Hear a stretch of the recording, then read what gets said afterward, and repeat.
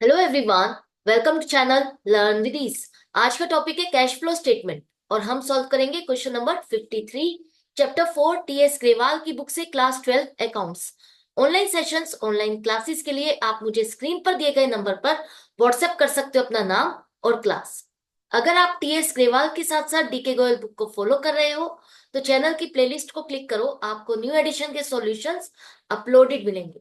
साथ में ही community section में एमसीक्यूज मिलेंगे क्विज की फॉर्मेट में, और एमसीक्यूज के सॉल्यूशंस शॉर्ट्स में। तो बहुत कुछ है चैनल पर, विजिट द चैनल। अच्छा लगे तो शेयर और सब्सक्राइब जरूर करना। क्वेश्चन में आपको आकाश लिमिटेड कंपनी की बैलेंस शीट दी है जिसके बेस पर आपको कैश फ्लो स्टेटमेंट बनाना है। तो कैसे करोगे देखो।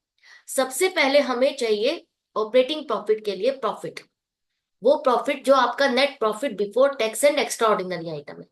इसको हम कैसे निकालेंगे। आपका जो बैलेंस शीट में प्रॉफिट दिया है वो कहां से मिलेगा आपको। वो आपको रिजर्व एंड सरप्लस में जो सरप्लस का बैलेंस दिया है वो आपको लेना है। लेकिन ये 4,25,000 नेगेटिव है। और क्या ये इस साल का ही लॉस है? नहीं, ये एक्यूमुलेटेड है। मतलब अब तक कंपनी ने जो भी प्रॉफिट या लॉस अर्न किया वो फिगर ये है, 4,25,000।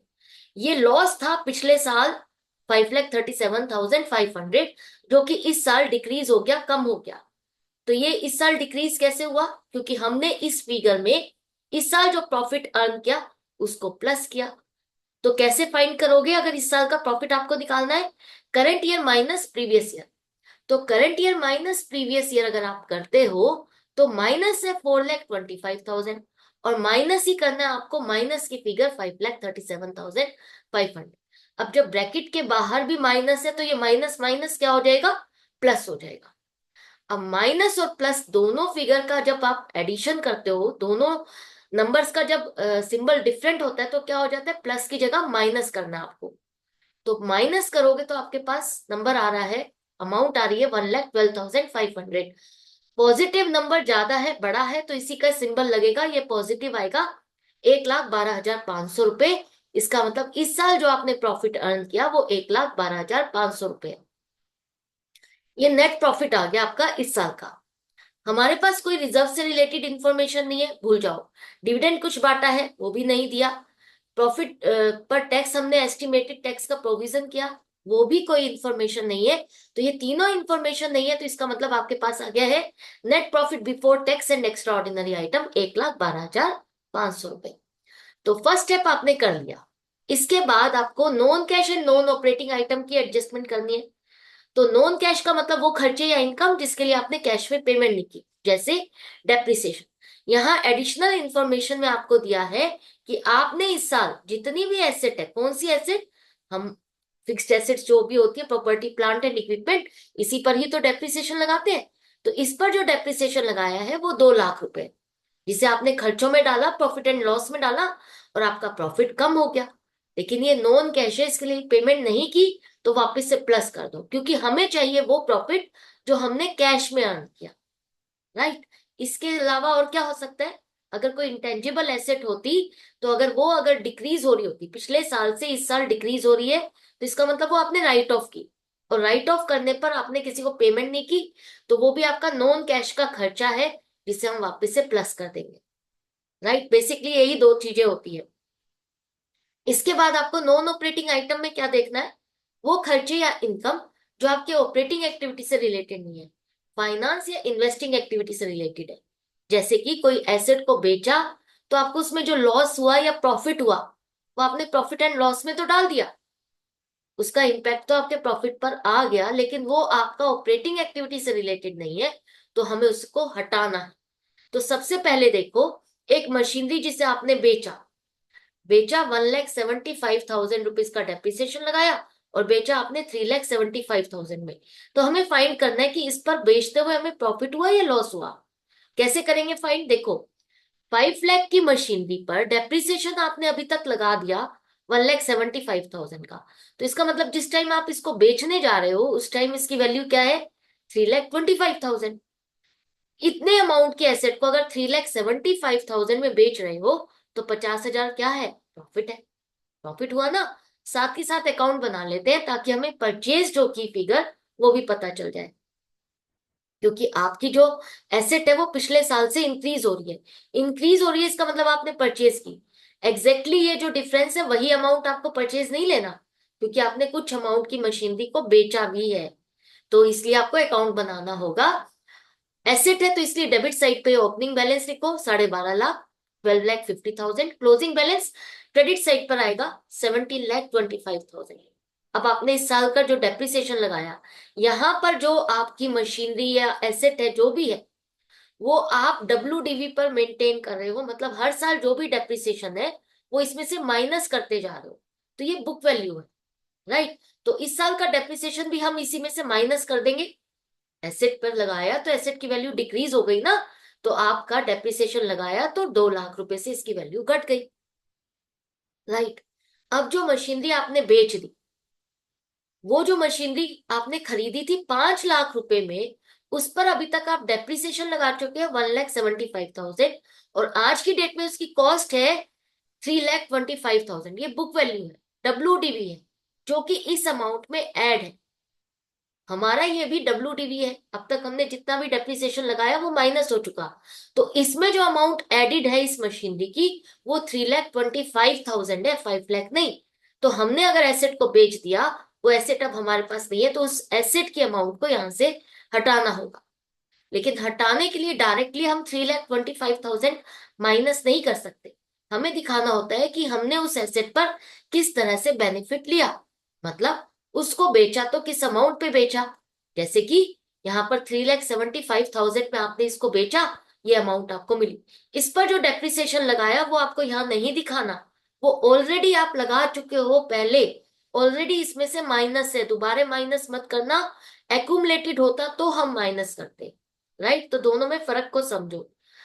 अब ये जो आपने एसेट बेची, इस पर आपको 50,000 का प्रॉफिट हुआ। प्रॉफिट हुआ तो हम कहाँ दिखाएंगे, डेबिट साइड पे, किसको बेचते हुए 50,000 का प्रॉफिट हुआ। तो नेट अमाउंट आपको 3,25,000 ही माइनस करनी थी, 3,25,000 ही माइनस हो जाएगी। क्रेडिट साइड का टोटल आ रहा है 23 लाख, डेबिट साइड का टोटल 13 लाख।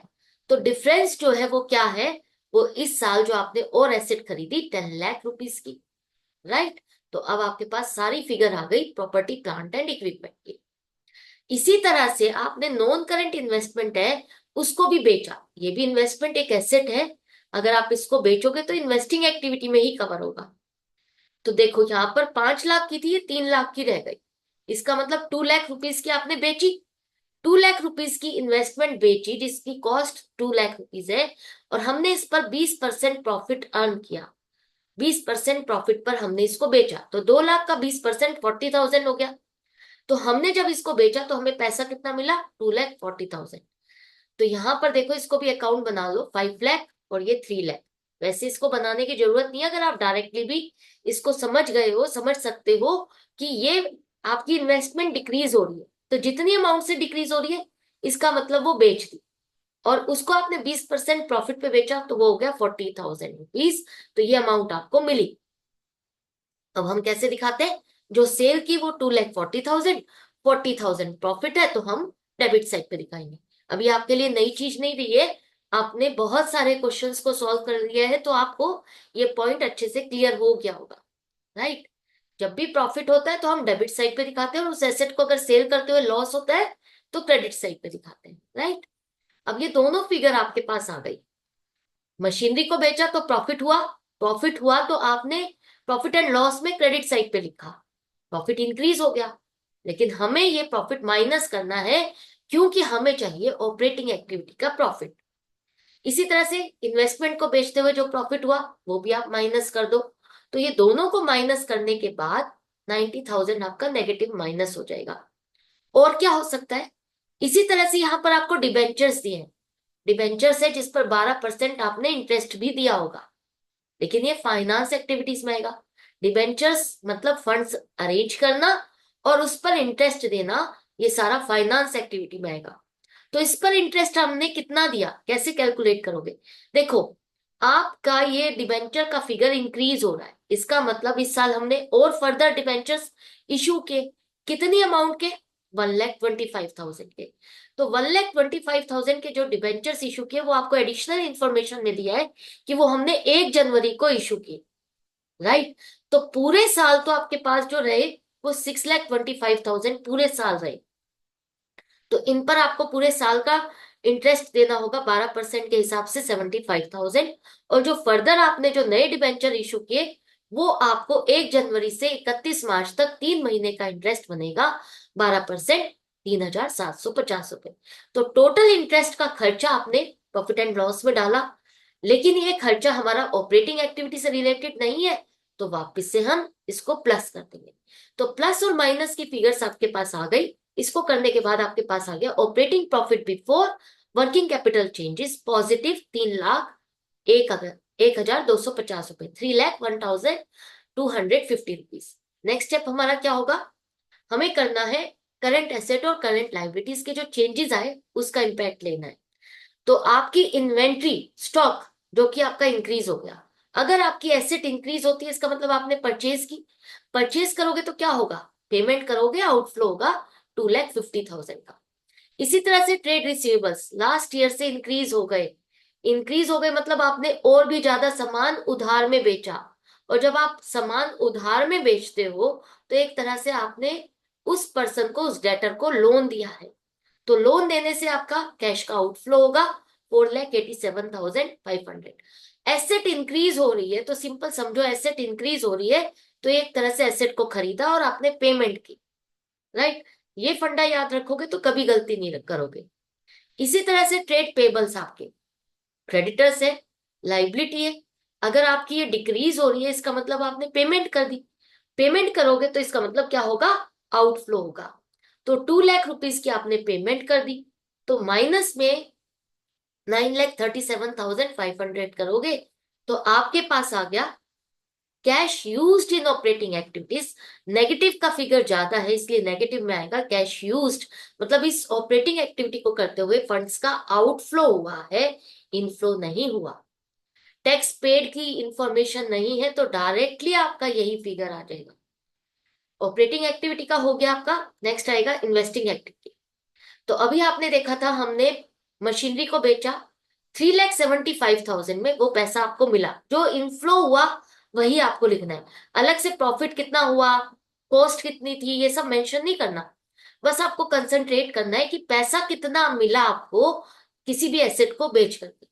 इसी तरह से इन्वेस्टमेंट को बेच करके 2,40,000 मिले आपको, इनफ्लो हुआ। तो टोटल इनफ्लो हो गया 6,15,000। लेकिन आपने ये एसेट्स को खरीदा भी है, तो एसेट्स को खरीदोगे तो क्या होगा, पेमेंट करोगे, आउटफ्लो होगा 10 लाख रुपीज का। तो प्लस माइनस करने पर आपके पास नेगेटिव की फिगर आ रही है 3,85,000। मतलब हमने इन्वेस्टिंग एक्टिविटी में फंड्स को यूज किया है, आउटफ्लो हुआ। नेक्स्ट है आपका फाइनेंस एक्टिविटीज। फाइनेंस एक्टिविटीज में आपको चेक करना है कि आपने फंड्स कहां से अरेंज किए। शेयर कैपिटल, शेयर कैपिटल आपकी इंक्रीज हो रही है 10 लाख रुपीज से, इसका मतलब इस साल आपने फर्दर शेयर्स इशू किए, आपको फंड्स मिले 10 लाख रुपए के। और कहां से फंड्स आए आपके पास, लॉन्ग टर्म बोरोइंग्स आपकी इंक्रीज हो रही है। हमने डिबेंचर्स और इशू किए ना 1,25,000 के, तो ये आपके पास डिबेंचर्स इशू करने से फंड्स का इनफ्लो हुआ 1,25,000। तो टोटल इनफ्लो हो गया 11,25,000।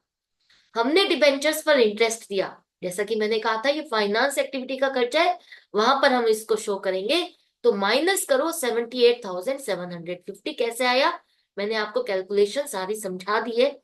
6,25,000 पे पूरे साल का और 1,25,000 पर 3 महीने का आपको कैलकुलेट करना है। अब ये देखो पॉजिटिव आंसर आएगा, तो पॉजिटिव आ रहा है इसका मतलब cash flow from finance activities, इस एक्टिविटी से फंड्स का इनफ्लो हुआ 10,46,250 रुपीज। तीनों एक्टिविटी को करने के बाद आपके पास नेट इंपैक्ट आ रहा है पॉजिटिव 25,000। और जब पॉजिटिव है इसका मतलब हमने ड्यूरिंग द ईयर जो भी काम किया, ऑपरेटिंग, इन्वेस्टिंग, फाइनेंसिंग, उससे कैश का बैलेंस इंक्रीज हुआ। अगर हम कहें हमारे पास ओपनिंग बैलेंस था जो कि बैलेंस शीट में दिया लास्ट ईयर का, जो क्लोजिंग है वही इस साल का ओपनिंग होगा। ओपनिंग था हमारे पास 1,50,000 का, और इस साल हम कह रहे हैं कि 25,000 से हमने और बढ़ा दिया, तो हमारे पास कैश फ्लो स्टेटमेंट के अकॉर्डिंग 1,75,000 का क्लोजिंग होना चाहिए, जो कि आपकी बैलेंस शीट से मैच करना चाहिए। मैच कर रहा है इसका मतलब आपने परफेक्टली क्वेश्चन को अटेम्प्ट किया है, सभी चीजों को कवर करते हुए तो आई होप आपको अच्छे से समझ में आ रहा है चैप्टर, ये क्लियर हो गया है। जो डिफिकल्ट लग रहा था इजी हो गया होगा। तो इसी तरह से कनेक्टेड रहो, सीखते रहो, समझते रहो। मिलते हैं नेक्स्ट वीडियो में नेक्स्ट क्वेश्चन के साथ। Good bye and take care.